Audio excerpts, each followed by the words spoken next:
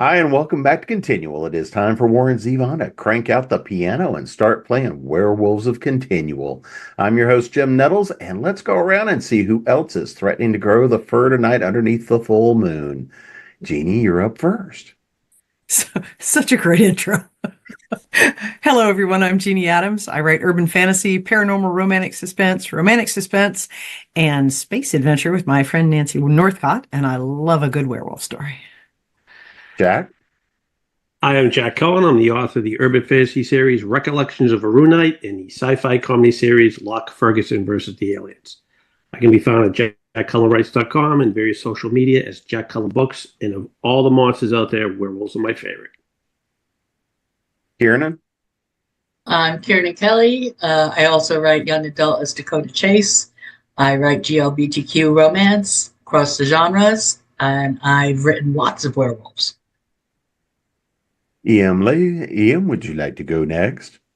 Why, yes. I'm E.M. Lacey. I write young adult horror and dark fantasy, and I dabble in speculative fiction. Kyoko? Hi, I am Kyoko M. I'm the author of the Black Parade Urban Fantasy series and the Of Cinder and Bone science fiction series. Also contributed to Black Panther, Tales of Wakanda, and the Captain America Shield of Sam Wilson anthology, which will be out in January. And werewolves are tied for my top spot with vampires as my favorite beasties. And Mr. Van Patten, sir. Stephen Van Patten, horror, dark fiction, those are my specialties, even though I do a little Black history here and there for a YouTube channel. Werewolves, I love them, but like Batman, I don't need to meet either of them. But yeah, I've been known to write a werewolf story here and there. And yeah, even kind of equate it with equality in some kind of weird, sort of socially conscious way. But yeah, that's me and werewolves. So I'm going to start out with the favored question of what makes a werewolf for you? Because we know that lichens come in all sorts of shapes, sizes, curses, and fun stuff. Where are they friendly? Who puts them on leash? And, a little more often, who are they in the locks and throws with? So Ms. Adams, what makes a good werewolf story for you? Well, my favorites are the Kusith, which are the Irish werewolves, which are actually the good guys. However, they get very little play in books or TV or media. So I'd probably have to say my favorites are, I really love Van Helsing. I love the werewolves in Van Helsing because they're kind of the good guys. And the Underworld, Rise of the Lycans, those are my favorite guys because, there's that equality with the vampires and that's my favorite probably. So, but it's mostly because they got the good guy thing going. So I'm on the side of the very good guys. Jack? Like the Irish werewolves. My favorite werewolves are usually the cursed type, dating back to the Wolfman. Probably my favorite growing up was the comic book Werewolf by Night. It was a person had a curse, was trying to find a way around it. The Fox TV show Werewolf, that was another one. Just, it's the whole anguish thing. I don't know, that makes the werewolf for me. Kiernan? I agree with Jeannie. I have on my list of my favorite movies is Underworld, Rise of the Lycans. I love that movie. I think that those werewolves, because of the balance between the vampires and the werewolves, and they are the good guys, it draws me to them.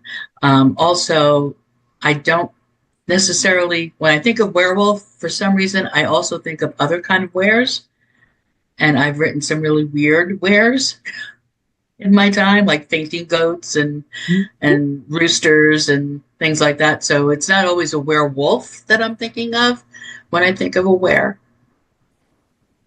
Em?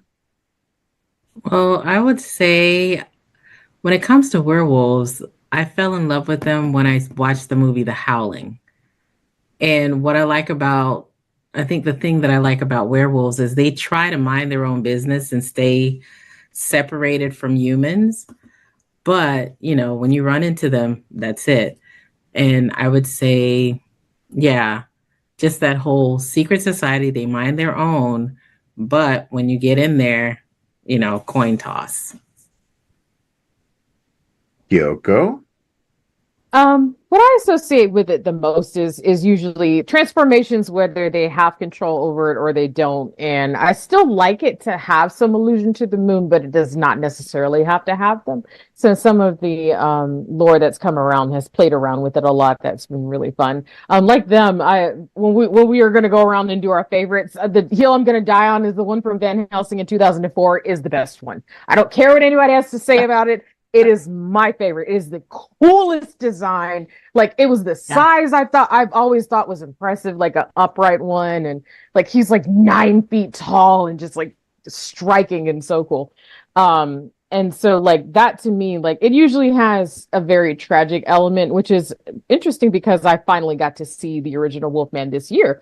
Up until that point, I had seen some of the other Universal monsters, but that one finally came in rotation, and so I got to watch it. And I agree that I think that one of the things that unifies them kind of across the board is that tragic element, that it's something that you can't control, and it doesn't necessarily mean you even deserved it at all. And especially since in that original, it is regarded as a curse, not like a viral. Sometimes they'll go the viral route, sometimes they'll go, but in the original, it was like, no, this is a absolute curse. Somebody cursed somebody else, and it just jumps from person to person. And so they're all kind of unified by this awful thing that, again, most of them was not their fault. They just were wrong place, wrong time. And I think it endures through years because we know how that feels, of like tragedy just hitting you at random. You didn't do anything to deserve it or cause it, but it just happened to you. So I think that's kind of how I gauge like werewolves.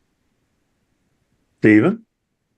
Well, as a kid, of course, the Universal Lon Chaney and his whole "you don't understand, soon the moon will rise," and him being very, full of conviction as he delivers that, even in Abbott and Costello Meet Frankenstein.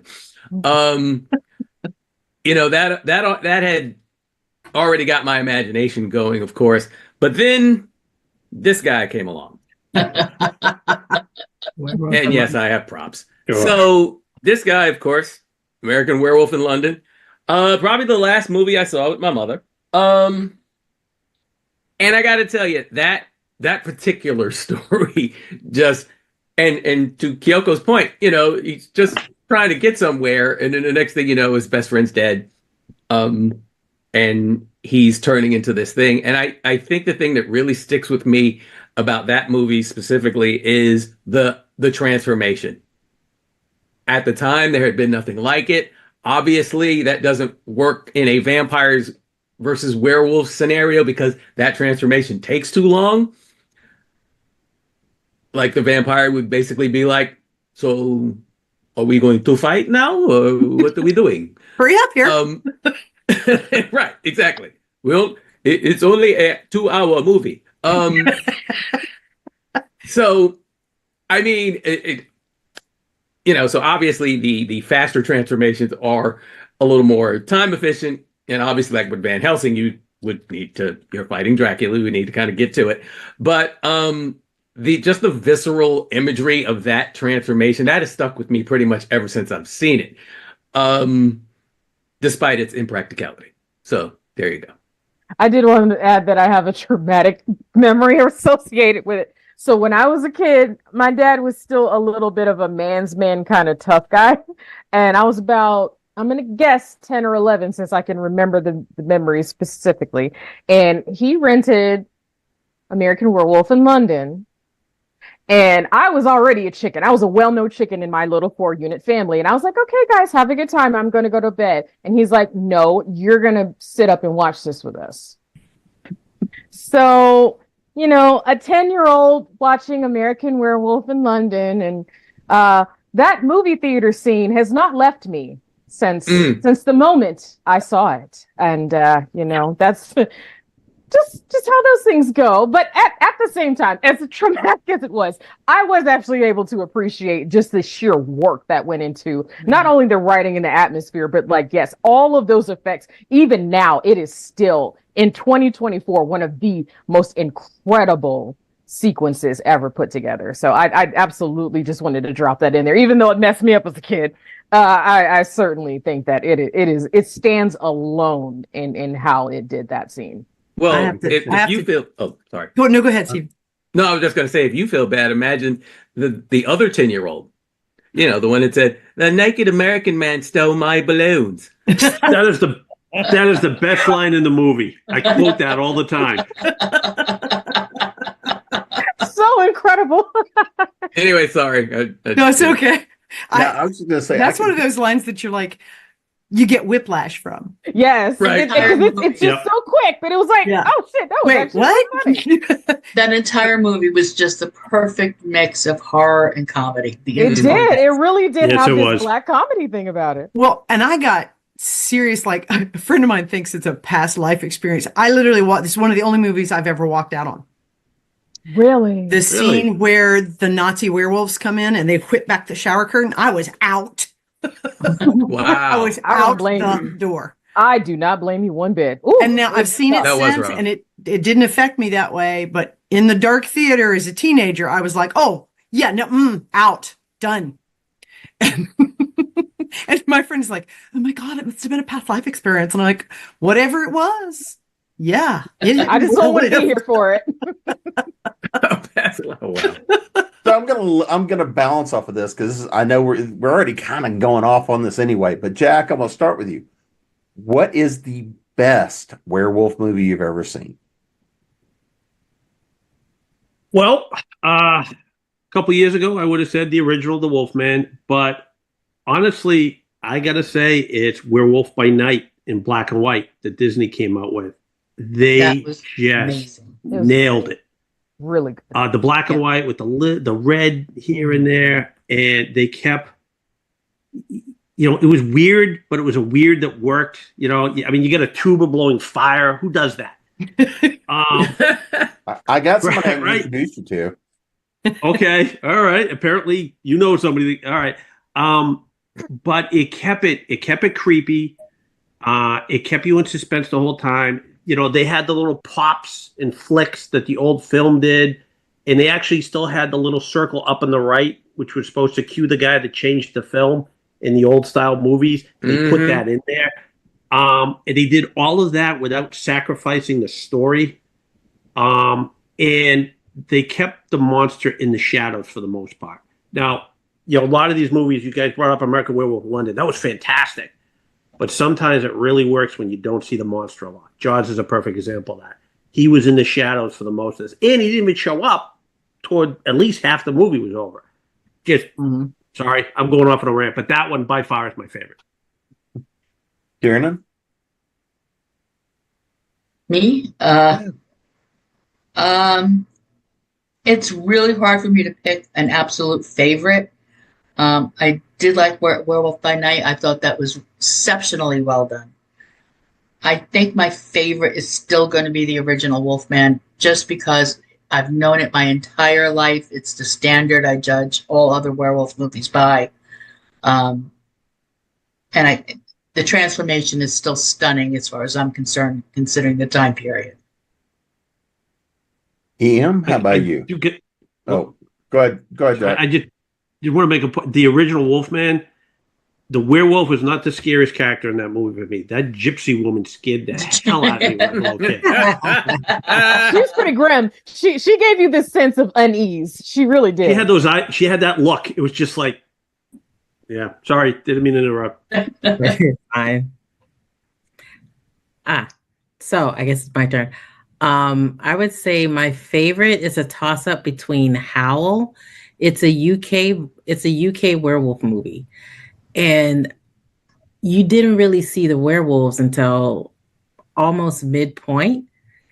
And the werewolves were crafty. They were real predators. And it's like the makeup, all of that was excellent. Like they were straight out predatory. And then there is like the remake of the Wolfman with Benicio del Toro and Sir Anthony Hopkins. That to me was like an excellent remake. And just when Benicio turned into the werewolf, Freaky. like while he was strapped to the chair that was the best. Yeah. So those are like my top two. Kyoko, how about you? I'm so glad she said it because that was what I was the other hill I was gonna die on. I know that people said it's slow. I know that people said there's all these long pauses. I know that they said that they felt like Anthony Hopkins was removed from the performance and all these other things. I really go to bat for that movie. I think it deserves a second look. I'm not saying that it's good or that it doesn't have all those problems. It absolutely does. I just felt that the energy that it brings was something that's so different. And it also really was a great tribute to the Universal monsters, to me anyway, as someone who finally recently was able to see them. And seeing the way that it decided to develop the story, it is, again, I get why people found the pacing too slow. For me, it was great because that whole time you just feel the dread as everything slowly starts to go completely off the rails for them. And to have that really crazy violent start, and then as it progresses, it just gets more and more. So that one, to me, I really hold that one in high regard as kind of like a guilt. I don't know if I would say guilty pleasure. I just think that people were a little too hard on it. But I also think it came out during a time where nobody was ready for it. It was 2010. Think about what we were doing in 2010. We were having much more zany, like loud monsters or very violent things. This is when we were still in our phase in horror where everybody wanted gore and porn, trauma porn and all that kind of stuff. So to have something kind of be a tribute back to that slower pacing and letting you know the character by the time that he changes so that you actually care whether or not he's going to make it out of there or not. To me, I just like that throwback, and I thought that they made a very genuine effort, and I thought that, people should kind of give it a little bit more grace for its short fallings. But if I had to argue, I would say that is usually kind of in my corner of like hidden gems, I would say. From what I have seen, I would either place it Van Helsing, but since Van Helsing is technically a bunch of monster movies, we'll kind of shove you aside. I do like the original. I adore Van Helsing. If people ask me, I'm probably gonna call that. But if you want to say no, just one that only was about a werewolf, I would argue the original, having seen it literally like 2 months ago. Not even two, I think just one. And I thought that Lawrence Talbot's performance was so intense. I thought he was really well chosen. I like the main cast. I like the way that they did it. And like I said, I don't mind slow pacing for things that are back in the 30s and 40s. I just think that they were able to still really tell a great story. And so I think I would probably say that one is my favorite. Steven?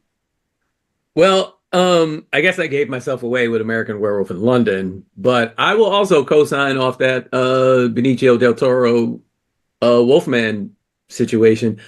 And I guess because I'm used to some plot building, that didn't bother me. I also kind of understood what Anthony Hopkins was doing, I guess, and in the fact that he's portraying somebody who is caught up in the curse, accepting it, coming to actually enjoy it, I think, and then trying to figure out if his son can come down the path with him or if he has to kill his own kid. Yeah, that was the only thing I would say about. I got a little frustrated when people said that they felt he was phoning it in. I was like, no, there's a very intent line when he walks up to his son and he says, "Look in my eyes. I'm dead. I'm still alive, but I'm dead." That to me was what his performance was doing. People are saying, well, he's reading his lines really blandly when he's saying something important or like there's a really stressful situation. I was like, but I think that's the point. He's scaring you because he is so detached from what he's done and what he wants his son to do that everything comes out of him in just this completely matter of fact, like, I'm just saying this absolutely insane thing, but I'm acting like it's normal because I'm dead inside. Like, that's what I got out of it. But like I said, I can tell a lot of people didn't really see it that way. But that was to me what the difference was in the performance. Sorry, continue. Well, no, in agreeing with you, I'm also, not on he phoned it in team, because that one line he delivered, "You've done terrible things." Yeah. That was not phoning anything in. That was chilling. What are we talking about? Yeah, that's what I said. So, All right, Jeannie. Oh gosh, so many good ones. I loved the original. It's been a while since I've seen it, but I still love it.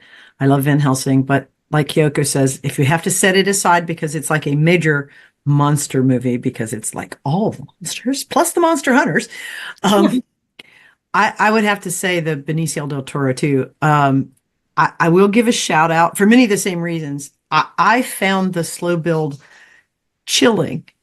I found it to be increase the existential horror of what this curse is. Like we started with at the beginning, talking about, werewolves, unlike some of the others where it's a power trip or a choice, they have no choice. And that existential dread of I have no choice and this terrible thing is about to rip out of my body. And, I found that one to be so both emotionally horrifying and that familial thing was horrifying. There were so many things.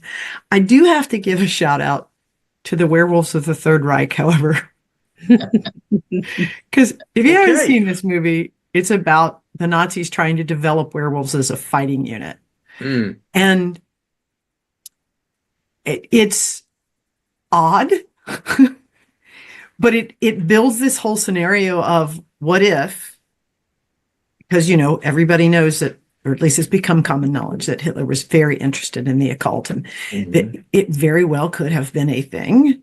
And I just found it to be, as speculative fiction, highly entertaining and in an odd way, somewhat plausible, which was weird. But favorite wise, I'd have to give for modern or more modern ones, Benicio in a big way. All right, Kiernan, I'm going to start with you on this one. The worst. Man, movie. There are the one that you look and you go, there's so many. Sit through it, or even worse, I did sit. I sat through the whole thing. Okay, and I'm going to die on this hill because, as far as I'm concerned, they were not werewolves. They were big dogs. All the Twilight movies. Good. Don't worry. That was already listed here. You're okay. Don't worry. I agree. Am I okay? Am I good there? Okay. Werewolf Santa. I do not recommend. Gosh. Unless you're very drunk. Might be entertaining then. It was a Joe Bob I'm writing Briggs. that one down. Oh no, I need to hear that one. Oh, has anybody heard of Joe Bob Briggs? Mm-hmm. Joe Bob Briggs? Drive-in theater. This is one of his movies, and it starts. The prologue tells you about how these werewolves were cave-dwelling werewolves in the beginning, like the 1700s, and then all of a sudden now you're in today, and there's Santa, and he gets bitten by a werewolf, and now this girl has to chase him to kill him because to save Christmas, you need many drinks. That sounds like something Riff Track should be handling. If they have not, I'm going to send it to them. Yeah. And I love me some Jason Momoa. I absolutely love Jason Momoa. However, if you've seen Wolves, not his best performance at all. Not. And I know I'm going to get blowback on this one, but I'm going to say only because I thought it was really cheesy and I hated the effects in the Howling. The original Howling. Those balloons that they used were they weren't doing anything. They weren't reforming his face. They were just blowing it up in different times. So that one, yeah. And Teen Wolf 2 should never have been made. Amen, sister. Does it even count? And that's my list of worst. All right, EM, what's your worst? Everybody seems to have come in with here's the worst ones of mankind.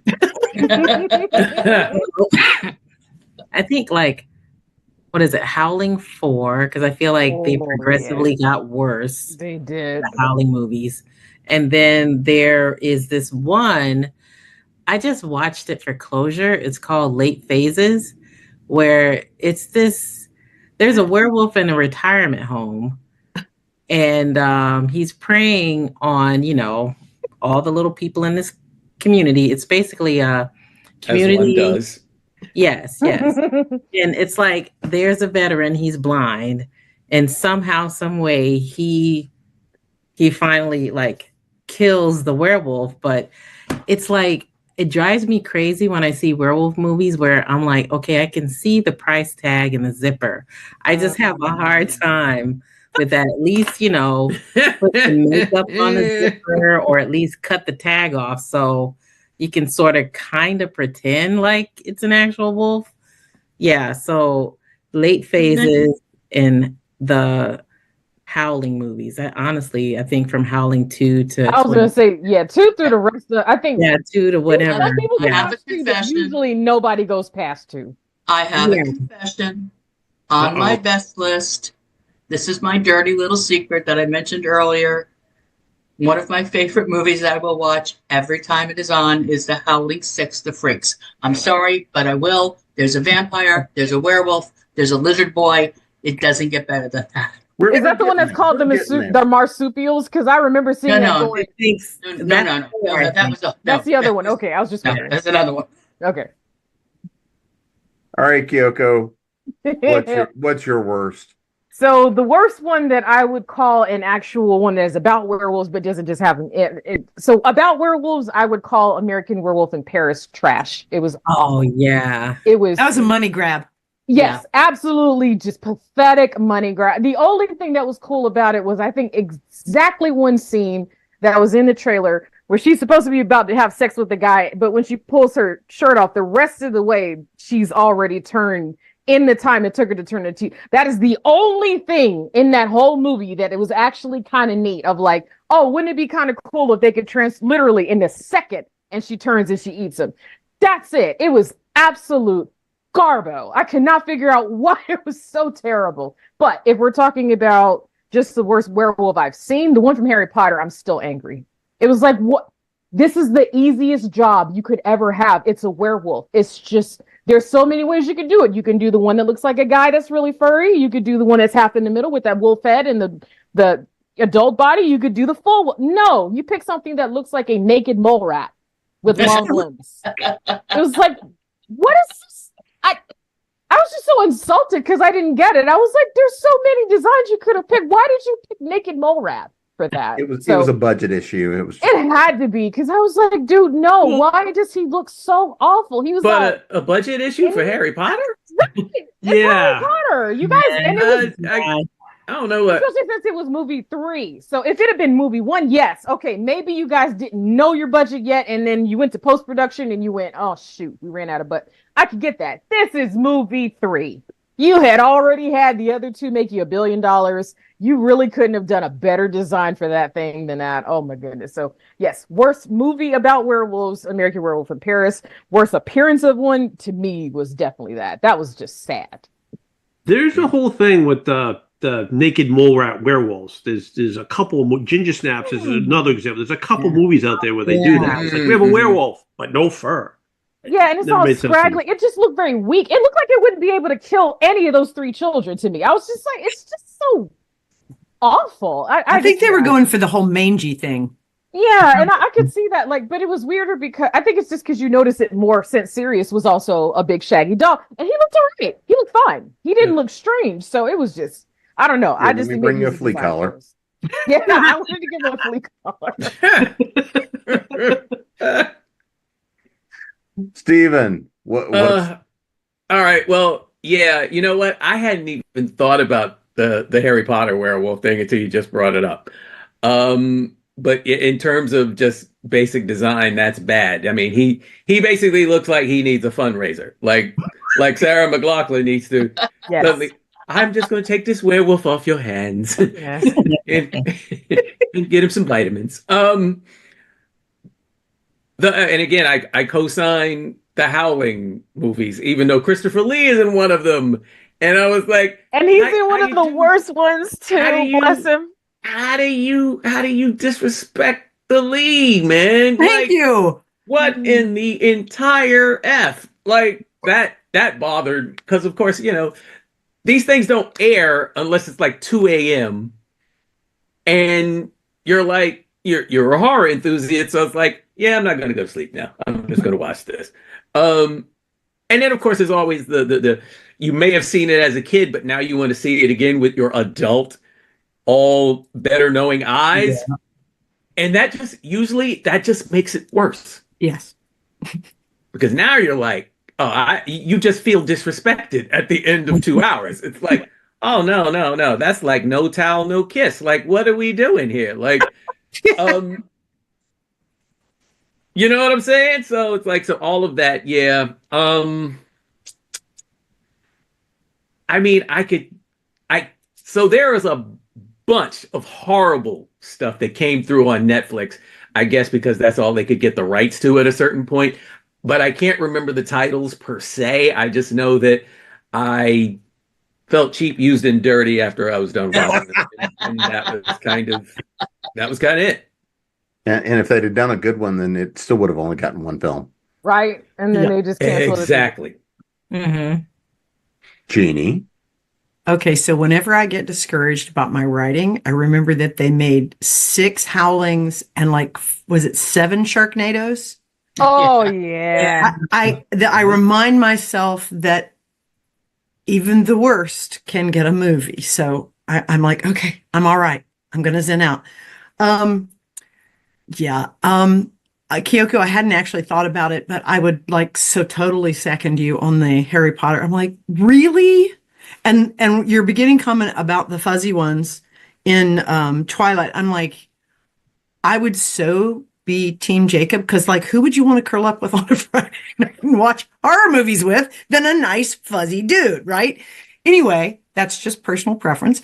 The worst one for me, though, then this is calling back teenage, memories, watching Saturday, Friday night horror movies with your girlfriends, right? When you're doing a sleepover. Mm. Is the reporter in Howling 1 when she transforms and she's blonde. She somehow ends up, when all the rest of them are slavering monsters, she's somehow still coiffed and kind of ready. She looked like a teddy bear. She looked I was going to say Pomeranian, but yes. Yeah. He's like not a Wookiee. What are the little ones that are on? The Ewok. He looks like an Ewok versus this. Before we had Ewoks, I'm like, really? That has never left my mind, because we're all into the movie and the popcorn, and it's I'm like, oh, come on now. She could still get a brush through that, let me tell you. I was trying to find it today. I was looking back for it because I remember watching this as a teenager. There was one where it was basically redneck werewolves, and one of the guys that gets turned has has the whole mullet thing down the middle, and the long mullet, and after he transforms, the werewolf just has the long mullet, and that was the best part of the entire movie. It's like Bubba the Werewolf or something like that. Yeah, Bubba the Werewolf. Yeah, I saw that. I have to give a shout out to another terrible one, which is from way back, 1971. It's called Werewolves on Wheels, and it's about a biker gang that are werewolves. Stephen, you were talking about, you see it at 2:00 in the morning. Mm-hmm. I happened to see this at 2:00 in the morning. It was like, what? It was like watching a train wreck, which is the only reason I got that. And you keep watching. Yep. You can't look away. It was horrible. Another special mention was this, and this was sadder because this was pre-Twilight, but it was after Underworld. There was this awful one called Blood and Chocolate, and I remember being because it was the first time we were getting a werewolf anything in that big old gap of time. So and it actually had an actor I liked, the guy from Unfaithful, and so I we rented it, and I'm like, it was early Twilight. It was just a bunch of melodramatic moping and walking around, nobody fighting, no claws and teeth and nothing, just absolute trash. So they took a young adult book and tried to age it up, and it just didn't work. Oh, it didn't work. It was so lame. All right, Jack, what you got? Well, thanks for bringing up Twilight. Name stealing, sparkly. Anyways, I guess the vampire's fur was shiny. Yeah. So, it was welcome. As somebody whose last name is Cullen, I'm sure he is predisposed to hate it by now. Crap over that movie for years when it came out. Yeah. All right, so I get two bad werewolf movies. One of them is so bad, it's good. I loved it, and I loved it because it was so bad. Wolf Cop. Oh God. Oh yeah, I've seen that one. Yeah. Yeah. Oh my God. You've got this drunk, useless individual who's a cop up in Canada who becomes a werewolf, and he keeps turning into a werewolf, but doesn't stop drinking. So now you've got a drunk werewolf in uniform driving around in a police car, and it's hilarious. It's so bad. A scene in that movie where he's like doing that. Yeah. Like Oh yeah. Sniffing the air. Yeah. There's a lot. There was a werewolf sex scene in there. Fast forward through that. But that being said, it's funny. Or not. Okay, each their own. I'm kidding. Yeah. But it's so funny, and as someone who's got 30 years in law enforcement, I'm going, yeah, I know cops like that. Yeah, they shouldn't know werewolf. That's totally what they would do. So, I love that one. So as bad as it is, it's good. And then there's one that was just bad, which was Red Werewolf Hunter, which killed me because Felicia Day's in it. She's awesome. Yeah, I love her. Yeah. But it was one of those where I hope she basically, I hope it was something. It wound up being something different than what she signed on for, because she should not have signed on to this. The plot was bad. The timing was bad. And the werewolves have got to be the worst werewolves I've ever seen. It was CGI. They would turn into werewolves.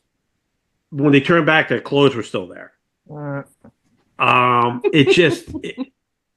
It was so bad. It was one of those movies, because script supervisor. Script supervisor. I don't think they had a script supervisor. I think they had a 12-year-old with a crayon going, film this. It should work. And the kicker was, you can kind of see little glimpses where it could have been something good. And then they just stomped on it and threw it in the trash. I just hate it when that happens. I know. So, EM, let's start talking about, because we've already been skirting them a little bit, but let's give the films where the werewolves are part of the greater cast, some of the monster movies, right? Good, bad, ugly. What's one that you can't help but talk about, one of the monster movies that has the werewolves in it? See, I love werewolf movies, period. Good, bad, and ugly. But the one that I always talk about tends to be Howl, that UK movie. Mm-hmm. Because what I loved is you had the monsters outside and inside. Because as the train was stuck, everybody's turning on each other. And then I'm like, I can understand why werewolves hunt people, because we're stupid. A lot of the stuff that was going on in the train, I'm like, someone just needs to go through and smack everybody. They were just making dumb decisions. And I'm like, I love the movie. And then it's when the werewolves themselves, I'm like, I can understand loving your spouse, but okay, she's obviously changing. Her teeth are half her face now. And it's she's got claws. And yeah, they've been together maybe 30, 40 years, but she's going to eat you. She changes. I want a divorce. We part. Right. Yeah, that's kind of every marriage. Yeah. So it's funny, but it's just they were doing I'm like, okay, you deserve to die. Just come, werewolf, get them. It was just, but it was a really interesting movie. I loved it. Just how people started to fall apart, and then when the werewolves finally got on the train, the makeup, the special effects were just amazing. They never really transformed into full wolf, but they were they were upright, no real fur. It was just, the creature effects were excellent. But that is like a movie I talk about all the time because I bought the Blu-ray. I watch it at least 2-3 times a year. Yeah. So that's just my favorite. It's just, to me, a well done movie. All right, Kyoko. I'll default back to the Del Toro one just because I'm finally in a room with people who appreciate it. Yes. Like, I seriously know I've gone entire years and being like, oh, am I the one person that liked it? I'm sorry. I think what I end up arguing the most, I would say, is one, like I said, I don't feel like Anthony Hopkins phoned it in. I think it was a very intentional detachment that his character had to show you, because he would just say something that should freak you out, but he says it normal, and you're like, it's because this guy, I went around massacring people and do all this other messed up stuff that he did. But I also like the twist of them deciding to have it be that way, because in the original, obviously the dad is like concerned. Now he's still meddling, but he very intently loves his son and is trying to take care of him. He just thinks he's sick, that kind of stuff. So seeing that interesting twist in how they brought it home to me, I think is why I argue for that film so much, is that, like I said, I think it's greater than the sum of its parts, especially since, again, if you were frustrated with that slow pacing, boy, when it pops off, it pops off. I think the kill count was something outrageously high, like 40 to 70 people. Yeah, they should have had let the bodies hit the floor playing behind that whole. When he finally went on that, those rants, it was ridiculous. And it was also interesting because they put little things in it that made it memorable. So like the guy who the first time he changes is when he was inside of the circus and all the people running around and like, oh, right. God. And then there's that one hunter that he corners in the swamp, and the guy is shooting at her. And again, remember, this is back in the 1800s. You had limited shots. And so he shoots him and he doesn't make it and tries to shoot himself. And he already used all his bullets. Yes. That was messed up. But it was in a very messed up way. It was a little funny. It's not actually funny, but it was kind of like, yeah, you should have thought that one through, buddy. You should have been counting. You should have been Sterling Archer counting your shots, because that is not a good way to go. And he just like swipes your whole head off. I was like, oh. So I think I just like it for little things like that, where even though it did take a very long time for him to get there and start ripping people apart like bread rolls, but when he does, oh dear God.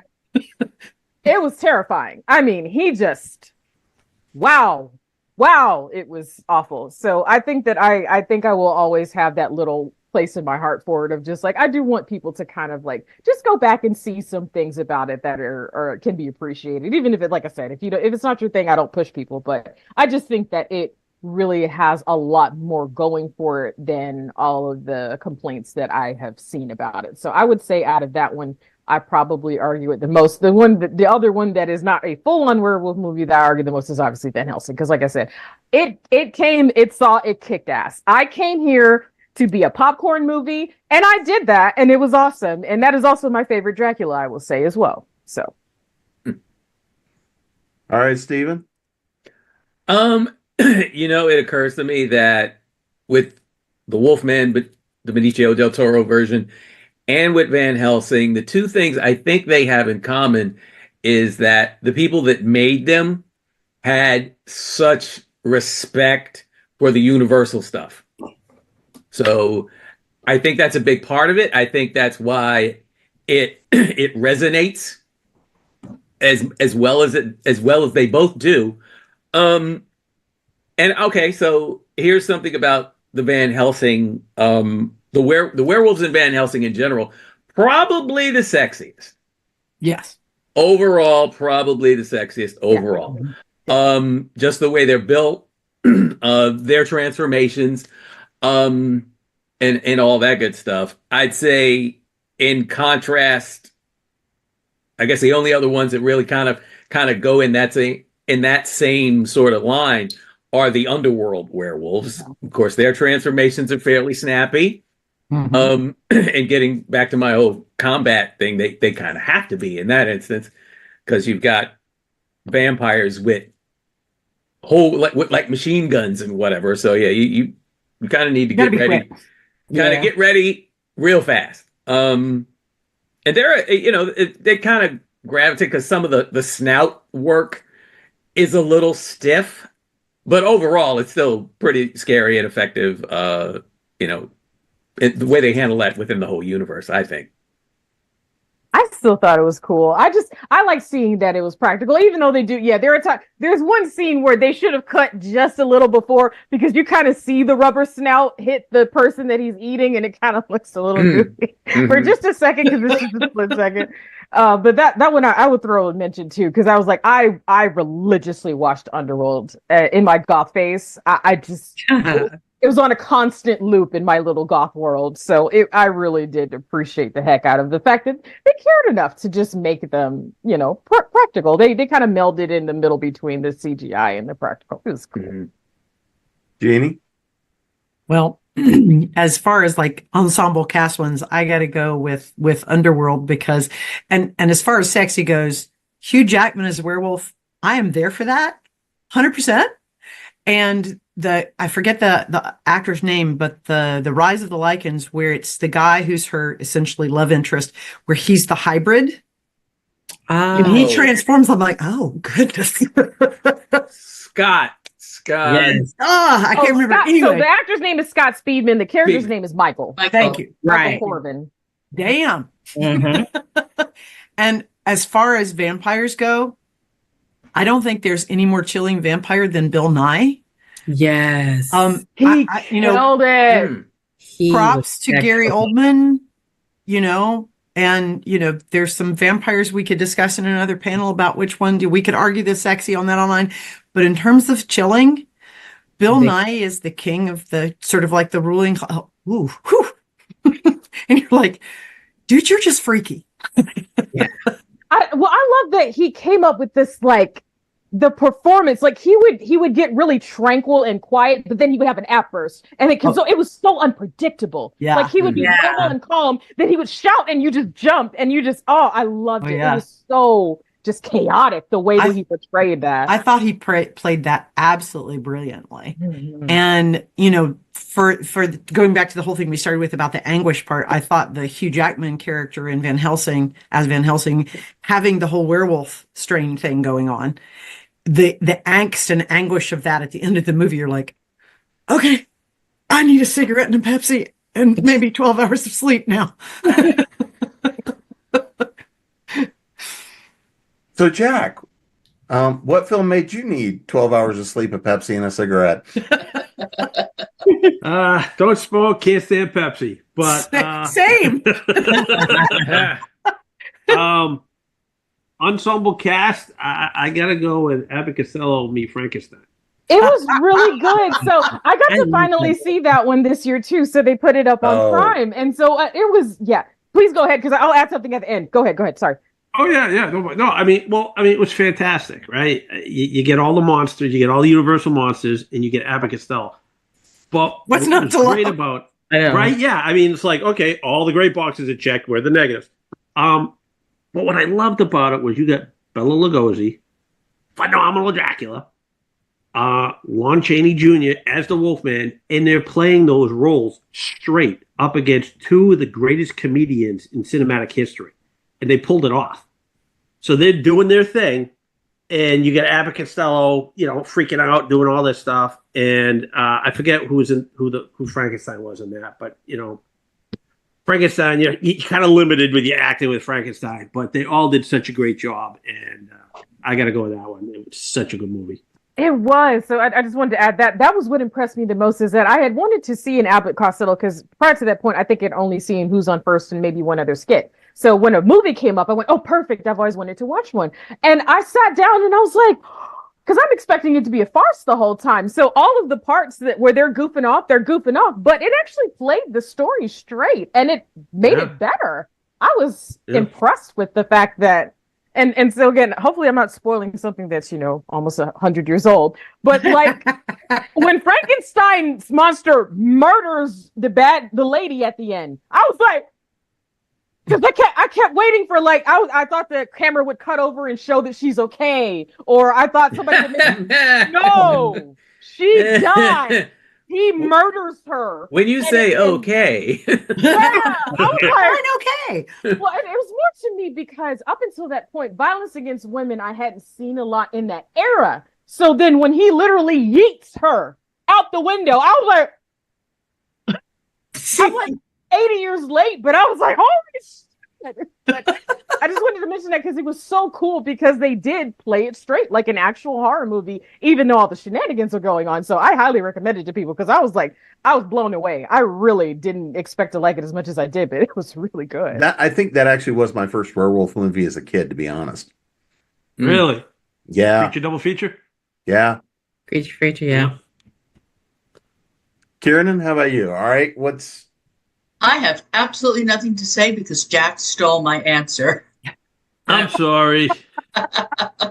I remember when taking you back to the dark ages when I was young, and most houses only had one color television in them, and the rest of the TVs were black and white. This movie in black and white was still my favorite all-time movie. I would watch it every Sunday morning, like around noonish. They would on the channel, whatever it was, one of the 7 channels that we had at that time. They would have the $1 Million Movie, and on Sundays they would always play an Abbott and Costello movie. And I waited until they played Abbott and Costello Meet Frankenstein because that was my absolute favorite one. So, Kyoko, when we start talking, and I'm really disappointed, no one mentioned Monster Squad. Really didn't, Oh, wait. Hold it. The movie or the TV series? The movie. Because there was 2. The first Monster Squad movie from the 80s. I will apologize. I am 35. I didn't see it. Yeah. I'm talking about Abbott and Costello but the 80s, it's dead to me. Fine. ooh, I can go a century old. I remember that one, but the 80s, fine. We'll I was busy in the 80s. That is a good point. That is hypocritical. I admit it. So, There is. what is your favorite werewolf scene out of any werewolf movies? Oh, it's still that Dracula and Van Helsing fight at the end. God damn. I could watch it 100. I have probably watched it 100 times. Because it's not only the actual fight itself, which is well filmed and really engrossing the entire time, but I love the fact that Drac is all smug when he swaggers up to him and he's like, well, my children live. What are you going to do now, Van Helsing? And then finds out he's been bitten. The brick that he shits.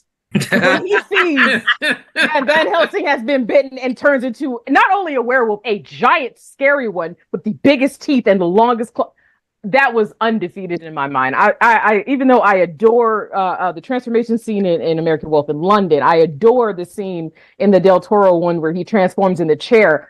All these other scenes are phenomenal. That one to me, I will turn it on every Halloween, every time. It is such it's a fun fight. It's a fight where you actually do give a shit about what's going to happen to him. What's going to happen? Can he overcome Dracula? Does he have enough ability? I just think it's one of the most fun, exciting, just cool things ever. And also just like I said, Van Helsing to me was such a good throwback because even having that opening scene being shot in black and white, it just sells it to me. It really does. So I would say that one is my favorite.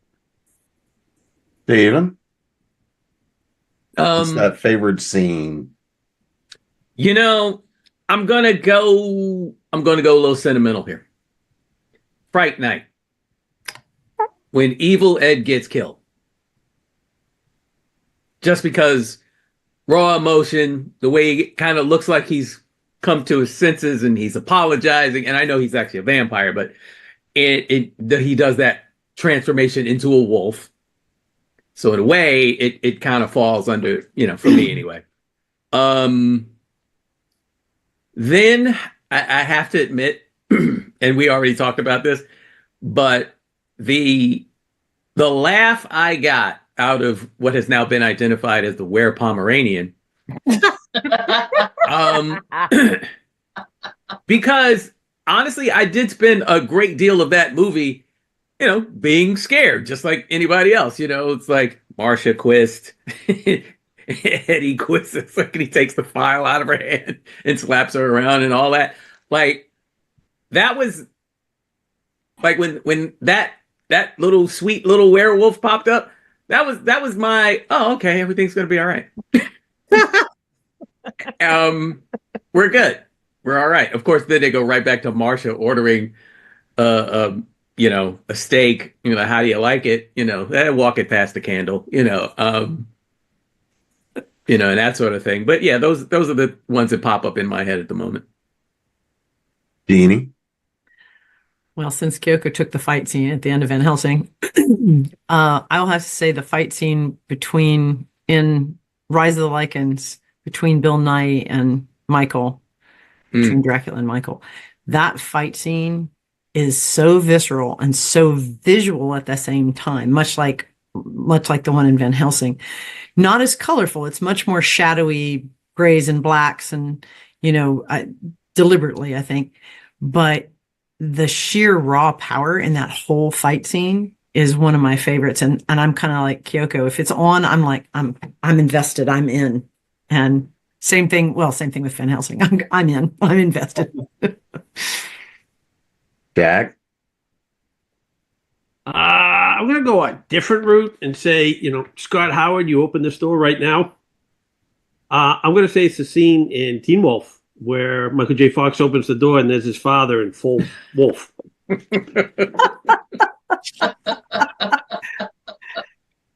Did anybody see that coming when he was going to open the door, right?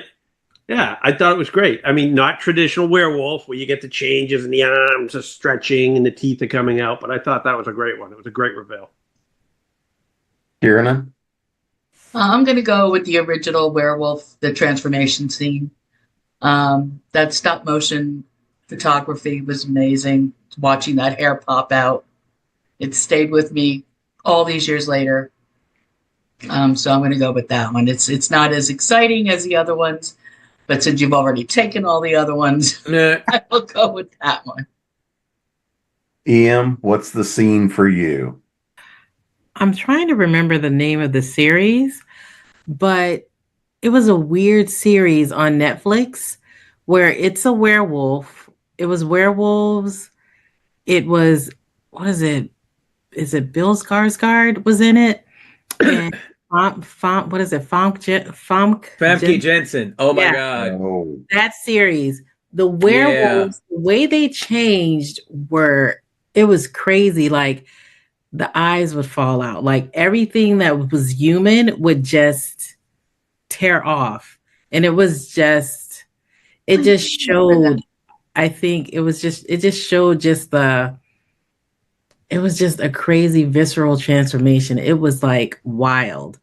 And, they can't be like when he transformed, they would be wolves, like regular wild wolves. But the transformation was the monstrous part to me, because it's like you're standing there, you're human, and like everything that's human about you just is ripped out. So that was a little crazy. But then you have that one, and then there is, of course, I go back to Benicio del Toro's Werewolf, where when he's in that room and he changes while he's strapped in that chair, that was like the best transformation ever. And then, the fight between him and his father, that was pretty amazing. I love that fight scene. So someone, when they did I'm somebody who likes this website called TV Tropes, and when somebody put together the Nightmare Fuel page, the image that's up there is just the one of his arm with those horrifying claws that were like, I mean, good God, they had to be about 3 inches long, and that's all that was the only thing on that image. Only thing on that page, you just had that hand. I was like, that's enough. That's enough of like thinking of that being on the same continent with you, let alone in the dark with it. Oh gosh, my creepy. Ooh. All right, so it's that fun time we can never cover all the stuff we could talk about, right? Oh, Real quick, it's called Hemlock Grove. That's the Oh, movie. yeah, Right. yeah, Okay. yeah. I've heard of that. Oh, Heard of that yeah, one. yeah. I think my parents watched Yes. that. I know Yep. we saw a couple of Heard those. of it. Yep. Yeah. Look, so what's something we haven't talked about, Stephen? What's something that you think we got to talk about in the vampire werewolf realm? Y'all got me off Silver on Bullet. Ooh.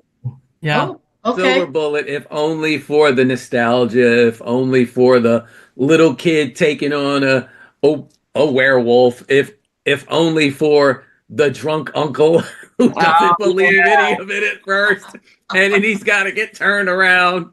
And the small town antics, guy getting beat up with his own, what was it, peacemaker or whatever the hell he had on that bat. Yeah. Yeah, that one's another one that, if you want to like tug on the werewolf heartstrings, if that's a thing, then yeah, Prefer. that's definitely something I would bring up right now. Sure. All right, Jeannie, what's something we haven't talked about? We got to talk about. Oh, Scooby-Doo and the Werewolf Island. That did came up when I was Googling movies. Yeah, Scooby-Doo involving the werewolves or the supernatural, the actual supernatural, like Zombie Island or the werewolves or anything. It's gonna always and forever have a lovely place in my heart. Jack, how about you? Oh God, there's so much we haven't touched on. Werewolves Within was a phenomenal movie. Oh yeah. Really funny, really good.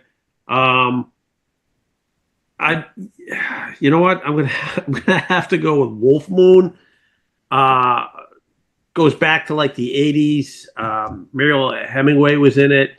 Honestly, it should be called Thor Was a Good Doggy because it's really a werewolf versus the family's pet German Shepherd. Yeah. Yes. And I remember that. and it might not be a great werewolf movie, but it's a phenomenal good doggy movie. Yeah.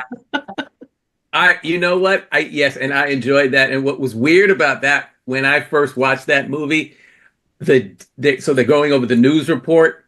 The date that he is attacked was the date that I was watching the movie. Oh no! Oh, that's freaky. Yeah. Okay. Wow, that's a coincidence. Yeah. Oh, and Ginger Snaps. That's a good one. Oh, yeah. Just snaps.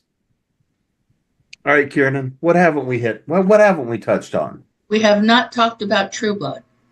Oh, I Wow. can't believe it. Wow. Yeah, Right. there was some The me from sense 10 years where ago is it's- so angry at me for not saying that. You're so right. Yep. Well, is that all you got? I mean, don't you want to? Expand. Do I want to expand on that? Yeah. Well, he asked you, not me. No, I was a diehard True Blood fan for 3 seasons. By 4, I'd had enough. But no, I mean, come on. When you cast Joe Manganiello, what was I gonna do? What was I gonna do? I am just a woman. I only have so much willpower. You're telling me Joe Manganiello is gonna be naked all the time? Yes, I will sign up for that. All I can say is that I saw him at Dragon Con, and he is the only human being I have ever seen who is actually more handsome in person than he is on television. I'm so. Be still my heart. I was gonna say I don't know that I could have handled that. I might have fainted. I might have fainted walking past him in the Walk of Fame. Oh wow. Oh, I didn't know He was in. We were on the executive on the floor at the True Blood Marriott panel. one year, and he was staying just up the hall from us. And you didn't hook me up, Jim. You got my number. I'm not sure you were legal then. Oh, snap. That's a good point. That's a good point. I concede. All right, Em, what you got we haven't touched on yet? Cursed with Christina Ricci. Yeah, that was. Yeah. I like that movie. I love that movie. Forgotten about that one. It was hilarious.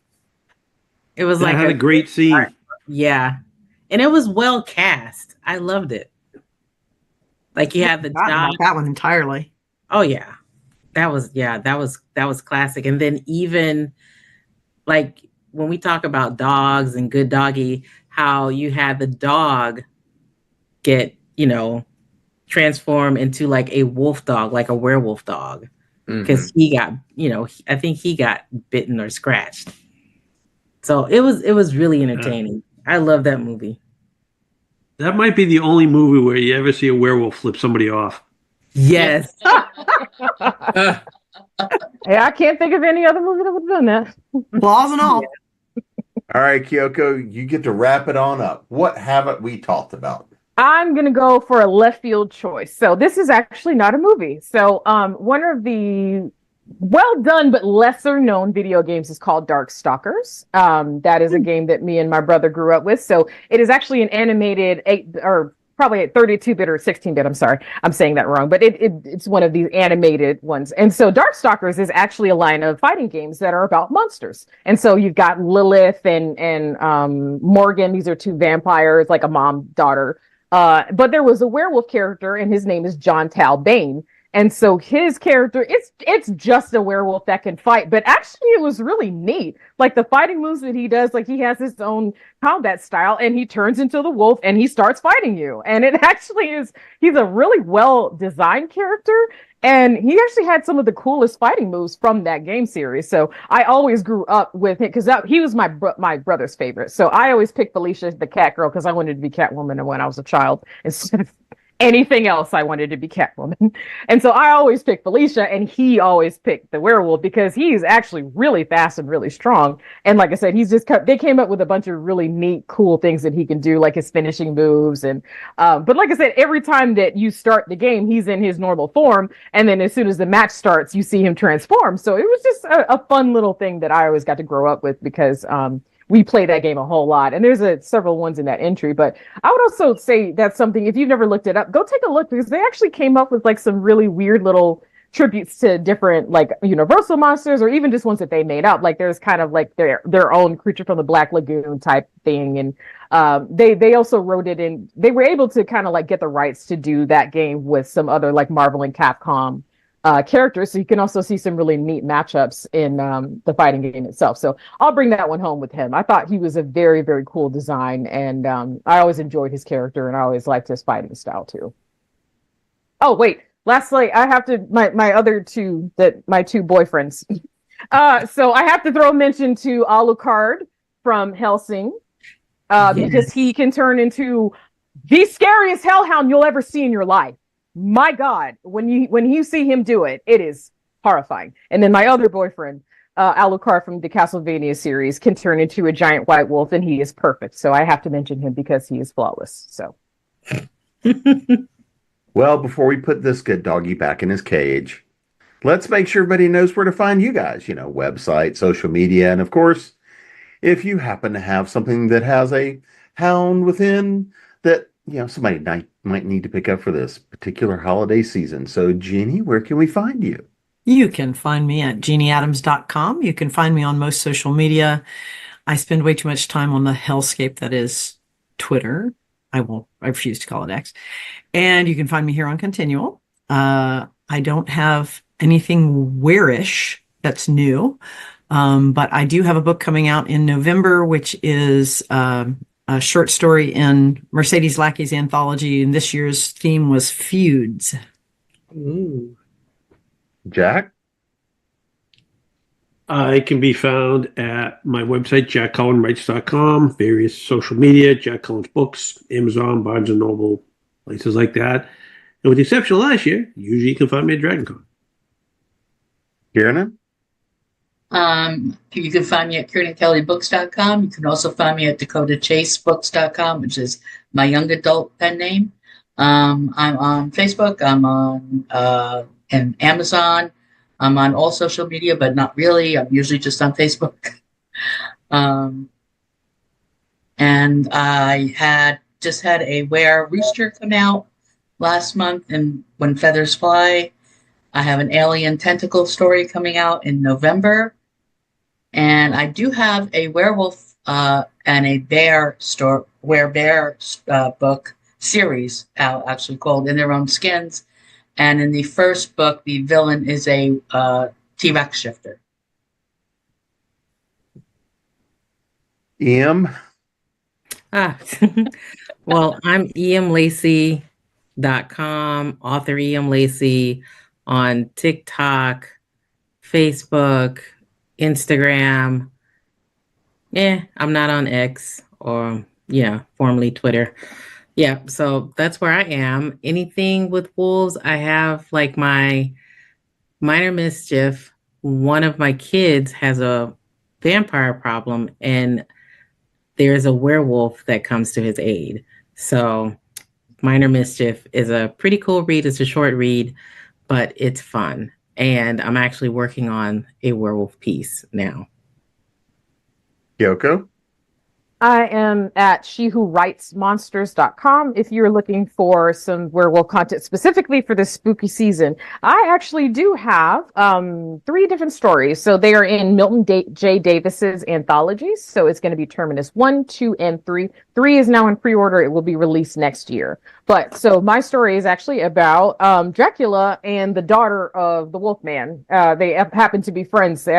She was brought up with him like in her family, and so he comes to Atlanta and she takes him around town because he's never been, and so she's kind of showing him the sights, and that's the premise of that first one. And so Milton was actually kind enough to let me pick up this story in the other 2 anthologies, so there's like a time skip for the second one, and so there's like this really cool thing where she thinks she's being stalked by somebody, and so that's kind of how that second story goes. And then the third one I'm really excited about because I got to write about there's basically a like murder mystery dinner, and she takes Dracula to it, and the person ends up, they don't end up really dead, but they end up really hurt. So there is like a genuine mystery of them trying to figure out, wait a minute, we're at a murder mystery, somebody actually hit him, what the hell's going on? And so they kind of like have this almost bottle episode thing going on in that third one. So that should be out in the spring of next year, so I'm really looking forward to that. And once again, the title is, so there's 3 anthologies, each one is going to be called Terminus, and that is going to be released by Milton J. Davis under MB Media.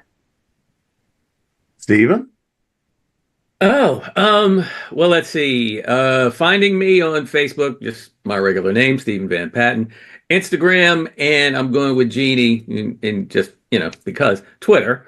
I'm at SVP Thinks. My website, www.laughingblackvampire.com. Yes, my Brookwater's Curse vampire series includes werewolves. It also includes Rakshasas, who are basically a race of monsters that can change into pretty much anything. And I also have a story within one of my collaborative efforts with Mark Abbott. I have this story, B Train Blues, which is about a guy who interrupts 3 racist guys picking on a Muslim woman, and then the Muslim woman turns into a werewolf and ends up having to save him. So, As you do. As you do. You do. That's pretty awesome. So there's that. And there's a couple of things that I'm forgetting. But those are basically my werewolf focus points. Yeah. And that's that. And you can find me at jamespnettles.com, authoressentialsworkshops.com, creatingpros.com, and of course here at ConTinual. And now I got to go crawl in my cage before the moon comes out. There's a nice one at Home Depot that they have. Yeah, it doesn't hold up. I've gone through a couple of those. Oh, no.